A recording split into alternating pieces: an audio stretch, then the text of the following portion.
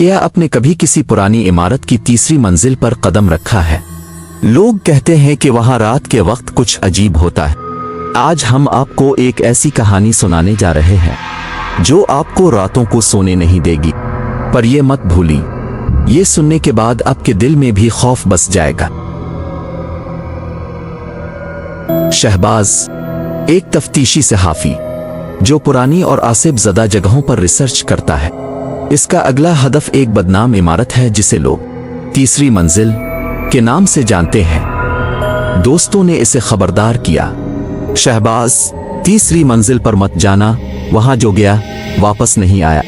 مگر شہباز ہنس کر جواب دیتا ہے، کون کہتا ہے کہ میں واپس آؤں گا؟ میں تو کہانی لینے آیا ہوں۔ رات کے وقت شہباز تیسری منزل پر پہنچتا ہے۔ سب کچھ سنسان اور خاموش ہوتا ہے۔ اچانک ایک پرانی گھنٹی بجتی ہے اور ایک دھندلی سی پرچھائی دروازے کے پیچھے نظر آتی ہے۔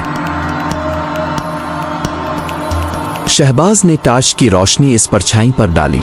وہ پرچھائی آہستہ آہستہ اس کی طرف بڑھنے لگی۔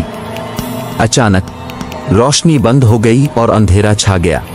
پھر ایک عورت کی چیخ پورے کمرے میں گونجنے لگی۔